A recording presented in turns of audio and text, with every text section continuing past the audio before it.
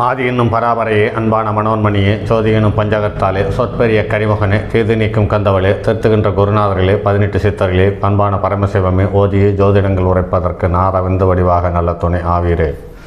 உலகில் உள்ள தமிழ் பேசும் அனைத்து நல் உள்ளங்களுக்கும் மற்றும் ஜோதிட சார்ந்தவர்களுக்கும் மூத்தோர்களுக்கும் ஆர்வலர்களுக்கும் மற்றும் இந்த காணொலியை காணும் உங்களுக்கும் ஆஸ்தோராஜின் இனிய நல் வணக்கங்கள். உலகில் உள்ள தமிழ் பேசும் அனைத்து நல் உள்ளங்களுக்கும் மற்றும் ஒரு முறை இனிய வணக்கம். ஜோதிடம் இந்த கலையை சிந்திக்க சிந்திக்க புதிய தகவல்களும் புதிய ஆச்சரியங்களும் மேலிடுகிறது என்பதில் ஆச்சரியமே. ஒரு மனிதனுடைய ஆரம்ப முதல் முடிவு வரை அவனுடைய உள் நிகழ்வுகள், மனம் சார்ந்த நிகழ்வுகள் எப்படி இருக்கும், புறம் சார்ந்த நிகழ்வுகள் எப்படி இருக்கும், அகம் சார்ந்த விஷயத்தில் அந்த மனிதன் எப்படி இருந்தால் அவனுக்கு புறம் சார்ந்த விஷயம் எப்படி அமைகிறது. இதில் கர்மா என்ற ஒன்றை பெரிதாக பேசிக்கொண்டிருக்கிறார்கள். எனக்கு அது அப்படி கர்மா என்பது ஒரு பெரிய தகவலாக எனக்கு தோணவில்லை. ஏனென்று கேட்டால், அந்த கர்மா தியரி என்ற ஒரு கேட்டகரியில் உள்ளே நுழையும் பொழுது அது சற்று வினோதமாக இருக்கிறது. ஏனென்று கேட்டால், அதில் பெரிய ஏற்ற இறக்கத்தை செய்துவிட முடியும் என்பதை போன்று சில தகவல்கள் இருக்கிறது. அது ஏனோ நம் மனம் ஏற்றுக்கொள்ளவில்லை. சரக சம்கிதை என்ற நூலில் நிறைய தகவல்கள் சொல்லப்பட்டிருக்கிறது. எப்படி சொல்லப்பட்டிருக்கிறது என்னும் பட்சத்தில், இந்த ஜாதகர் போன ஜென்மத்தில் யாருக்கு, எந்த தாய்க்கும் எந்த மகனுக்கும் எந்த ஊரில் பிறந்திருக்கிறார்கள் என்பதை அடிக்கோடிட்டு காட்டுகிறது. அவர்களுடைய வாழ்க்கை போன இந்த ஒரு ஜாதகத்தை வைத்துக்கொண்டு புனர்ஜென்மத்தில் அவர்கள் எப்படி இருந்திருப்பார்கள் என்ற தகவல்களை தெளிவாக அடையாளம் காட்டியிருக்கிறார். அடுத்த ஜென்மத்தில் எப்படி இருப்பார்கள் என்பதை சார்ந்த தகவலையும் அடையாளம் காட்டியிருக்கிறார்கள் என்று நினைக்கும் பொழுது, இதில் இந்த கர்மா என்ற ஒரு விஷயத்தை ஆழமாக பேசி அதன் மூலம் என்ன செய்ய போகிறோம் என்று பார்க்கும் பொழுது, அதுவும் போன ஜென்மத்தின் ஒரு பிரதிபலிப்பே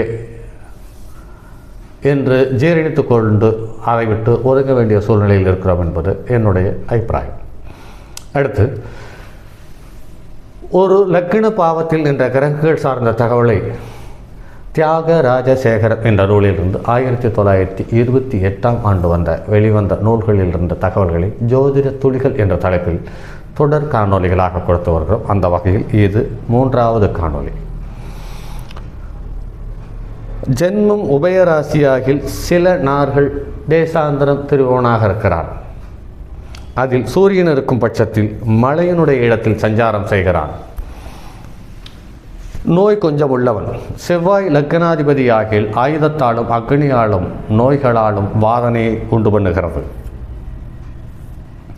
புதன் ஜென்மாதிபதியாய் இருக்க பிறந்தவன் வித்தையையும் கணிதமும் வியாபாரமும் பலிதமுடையவனாய் இருக்கிறான்.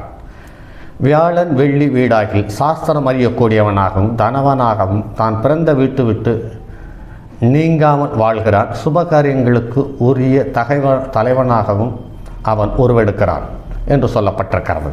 சந்திரன் ஜென்மாதிபதியாக இருக்க பிறந்தவன் சரீர காந்தியுள்ளவன், சுகவான், நல்ல வியாபாரங்களை செய்யக்கூடிய தன்மையுள்ளவன். சந்திரன் லக்னத்தை பார்க்கில் தகப்பன் அருகில் இருக்க ஜனித்தவன் என்று அறியலாம். சரத்தில் சந்திரன் இருக்க பிறந்தவனுக்கு தந்தை அருகில் வழி நடையில் இருந்தவன் என்றும் சொல்லப்பட்டிருக்கிறது. அதாவது தந்தை வீட்டை நோக்கி வரும் காலத்தில் தந்தை வீட்டுக்கு வருவதற்கு முன்னாலேயே அந்த குழந்தை பிறந்திருக்கிறது என்று சொல்லப்பட்டிருக்கிறது.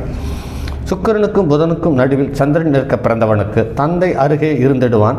சூரியன் சரத்திலும் சந்திரன் 10லும் இருக்க பிறந்தவனுக்கு பிதாவனுடைய தளத்தில் பிறந்தவன் என்று அறியலாம். சனியாகிலும் செவ்வாயாகிலும் ஜென்மத்திலாவது 7வது இடத்திலாவது நிற்க பிறந்தவன் பிதாவின் தேசத்தில் பிறந்தவன் என்று அறியலாம். மிதுனம், கன்னி, துலாம், கும்பம் இவை லக்கணமாக இருக்க அங்காரகன் பார்க்க ஜனித்தவன். ஆசார கிருத்தியங்கள் செய்யக்கூடியவன். சனி செவ்வாய் இவர்களுக்கு திரிகோணத்தில் நிற்க, சனி செவ்வாய் திரிகோணத்தில் சந்திரன் நிற்க பிறந்த சேயை தாயார் எரிந்துவிட கோசமாட்டாள். அதாவது அந்த குழந்தையை விலக்கிவிட அவள் முயற்சிக்கிறாள் என்று சொல்லப்பட்டிருக்கிறது. சந்திரனை குரு பார்க்கில் குழந்தையை கைகொள்ளுவாள் என்றும் சொல்லப்பட்டிருக்கிறது. சந்திரன் பாவராகி ஜென்மத்தில் இருக்க, சனி செவ்வாய் 7இல் நிற்க இவர்களை வியாழன் பார்த்தால் ஒருவர் எடுத்து வளர்க்கப்பட்டவனாவான். பாம்பு புதன் குரு சந்திரன் இவர்கள் பார்த்தால் ஜென்மத்தில் இருக்க பிறந்த பிள்ளை வம்சத்தை கெடுப்பான் என்று அறியவும் என்று சொல்லப்பட்டிருக்கிறது. பாருங்கள் நண்பர்களே, பாம்பு ராகு கேது புதன் சந்திரனுக்கும் குருவின் மனைவி தாரைக்கும் பிறந்தவன், காலபுருஷனுக்கு 9க்கும் 12 குரு இவர்களுக்கு 6, 8, 12 என்று சம்பந்தம் உள்ள சந்திரன் இவர்களோடு தொடர்பில் இருக்க இவர்கள் ஒரு குழந்தை பிறக்குமாயின் அந்த குழந்தை அந்த வம்சத்தை அழிக்க பிறந்திருக்கிறது என்பது சொல்லப்பட்டிருக்கிறது. அடுத்து ஜென்ம லக்கணத்தில் சந்திரன்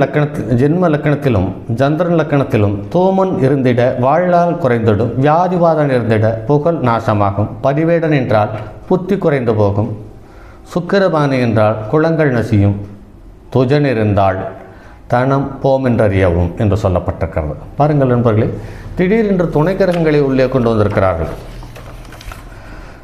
கடகம் மீனம் இதில் பிறந்தவர்கள் ராக திசை வரும் பொழுது பாக்கியமோடு சேனாதிபதி உடைய ஆபரணங்களை அடைவார்கள் என்று அறியலாம். மகரம் கன்னி இதில் பிறந்தவர்களுக்கு கேது திசை வரும் பொழுது ராஜ சன்மானத்தையும் யோகத்தையும் அனுபவிப்பார்கள் என்று சொல்லப்பட்டிருக்கிறது. ஜன்மமும் சரராசியாகி சராதிபனும் சரராசியிலே ஏறி நிற்க அல்லது பார்க்க தூள சரீரமுடையவன் லக்கினம் சரமாக அவ்வீட்டோன் சரத்தில் நிற்க தன் தேசத்தை விட்டு அயல் தேசத்தை திரிவான் என்று அறியலாம் என்று சொல்லப்பட்டிருக்கிறது. ஆக சர லக்கினம் சார்ந்த தகவல்கள் நிற்காமல் அசையும் தன்மையுடையது அல்லது இடம் விட்டு இடம் பெயரக்கூடிய தன்மை உள்ளது என்பது சார்ந்த தகவலை ஆணித்தரமாக அறுதிட்டு கூறியிருக்கிறார்கள் நண்பர்களே. சரி, மற்றும் ஒரு பதிவில் சந்திப்போம். அதுவரை உங்களிடமிருந்து விடைபெறுவது உங்கள் அன்பு நண்பன் எம் ராஜரத்தினம். வணக்கம் நண்பர்களே. என்னுடைய அலைபேசி எண் 978817299999 மற்றும் ஒரு எண் 9791399649. தங்கமான் மழுவோடேந்தி தன்மதி தலையில் கொண்டோன் மங்கையர் பதிக்கச் சொன்ன மாமொழி ஜோதிடத்தை இங்கு யாம் உரைப்பதற்கோர் இமை என்னும் பிழை வராமல் காக்க செங்கன் மால் மருகன் யானைச்சரன் பதம் காப்பதாமே.